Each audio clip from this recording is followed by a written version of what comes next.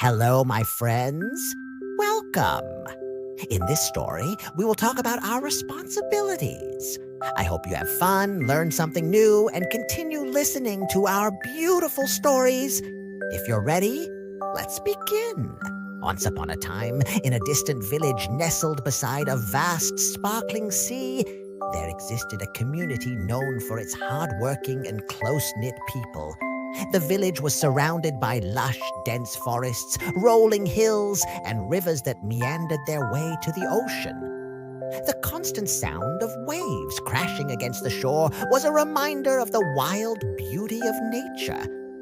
Every morning, as the sun's first light touched the village rooftops, the villagers eagerly rose from their homes, ready to begin their daily tasks. The heart of the village beat through its people, and in this village there were two inseparable friends, Isa and Garen. Isa was a girl full of energy, with a spirit of adventure that led her to explore the forests, the coastline, and the hidden, uncharted corners of the world. Her heart was wild and free, but taking on responsibility often felt like an invisible weight she couldn't bear. Garen, on the other hand, was a thoughtful boy, always lost in his thoughts or reading a book, reflecting on the mysteries of the world. His love for quiet contemplation often made him shy away from the bustling life of work and duty. Both Isa and Garen had one thing in common. They weren't ready to take on responsibility. They preferred to stay free, avoiding the tasks that the other villagers took on with diligence. While the other children of the village woke up early each day to help with the work that was needed to keep the village running smoothly, Isa and Garen would often play. Some children helped their parents tend to the fields, others gathered firewood from the forest, and some even assisted with caring for the village's animals. But Isa and Garen, though capable, preferred to play, leaving the heavy lifting to others. "Those are the grown-ups' jobs," they would say with a laugh. "We're still children. The duties are just too hard for us." Yet in the village, it was understood that everyone, no matter how young, had a responsibility to ensure the well-being of the community. Harmony and peace only thrived when each person did their part. One day, the village leader, Marduk, called for a gathering of all the villagers. Marduk was an elderly man who had seen many seasons come and go. His wisdom was earned through years of experience, and his voice carried a weight of authority. He shared his concerns about the village's future. "The world around us is changing," Marduk said, looking around at the gathered villagers. "The forests have grown denser and more dangerous. Wild animals have become bolder, and the water levels in the ponds and rivers are rising. If we are to continue living in peace, we must all contribute to the protection of our home." The villagers listened intently, understanding the gravity of the situation. Marduk continued, his voice grave yet calm. "Farmers, woodcutters, fishermen, each of you has an important role to play.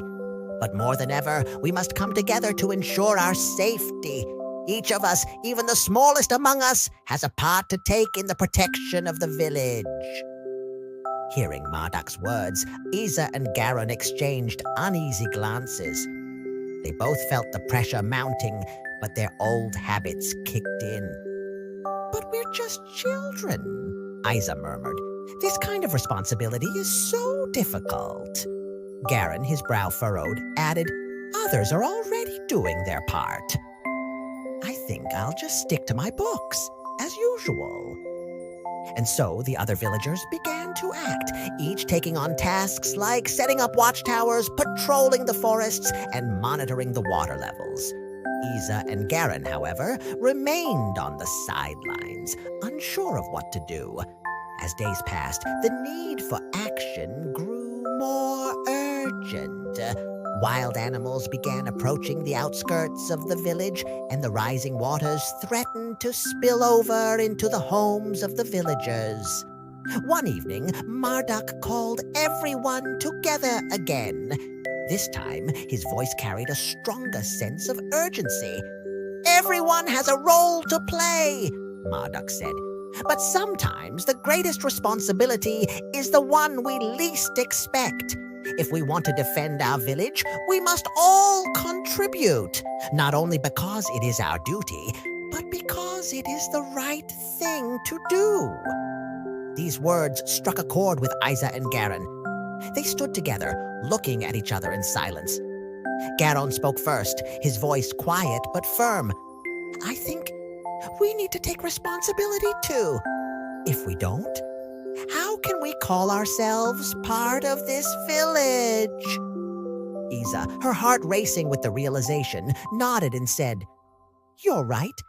If we want the village to be safe, we must help. We must do something." The very next morning, Garen decided to begin his task. He chose to go to the edge of the forest where the wild animals had been seen recently. Armed with only his sharp eyes and his keen mind, he ventured into the woods to track the movements of the animals. As he moved through the trees, he carefully studied the ground, looking for signs of the creatures that might be a danger to the village. It didn't take long before he spotted broken branches and fresh animal tracks. Garen climbed a nearby rocky outcrop and, using large stones, arranged them in a pattern that could be seen from afar, signaling to the village that there was danger nearby. Meanwhile, Isa walked toward the ponds that lay at the edge of the village. The water had been rising steadily over the past few days, and Isa's sharp eyes noticed that the flow had accelerated. The water was dangerously close to overflowing, and if nothing was done, the homes of the villagers would be flooded. Isa didn't hesitate. She hurried to the ponds, shouting a warning to the villagers to stay away, and began working on a plan to redirect the water. Using large stones and branches, she carefully built barriers to prevent the water from rising further, averting disaster. As the day passed, both Isa and Garen found themselves standing together, a sense of pride welling up inside them. Garen had sent his warning about the wild animals, and Isa had managed to stop the flooding. They had done their part, and they had learned that responsibility wasn't something to fear. It wasn't just about the work.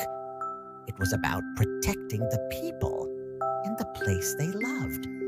A week later, the village gathered once more, but this time, it was not for an urgent meeting. It was a celebration. The villagers were filled with joy as they praised Isa and Garon for their contributions. "You've done something truly important," they said. "You've shown what it means to care for each other, to take responsibility." Isa and Garon smiled at each other, their hearts full of warmth. They had learned that responsibility was not a burden, but a way of growing, of showing love for those around them. It was a way to show trust, cooperation, and the strength of the community. From that day forward, Isa and Garen never again shied away from responsibility. They no longer relied solely on others. They trusted their own abilities and knew that the strength of the village was in each of its members. Together, with everyone doing their part, the village faced every challenge with courage and unity, supporting one another through thick and thin. And so, the village by the sea remained a place of peace and prosperity, not because of any one person, but because every villager, no matter their age, worked together in harmony. Isa and Garen had found their place, and the village had found its strength in them. From then on, they understood. Responsibility wasn't something to avoid, but a treasure to be embraced. If you enjoyed this story, don't forget to like and subscribe to our channel for more magical tales. Your support means a lot, and by subscribing, you'll be the first to know when new stories are uploaded. Thank you for being part of our journey, and we hope to see you in the next adventure.